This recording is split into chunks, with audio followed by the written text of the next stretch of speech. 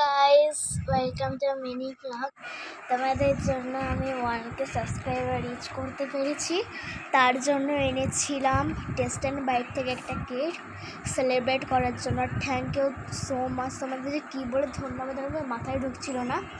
তারপরে দেখুন কেকটা কেটে ফেলেছি প্যাকেটটা।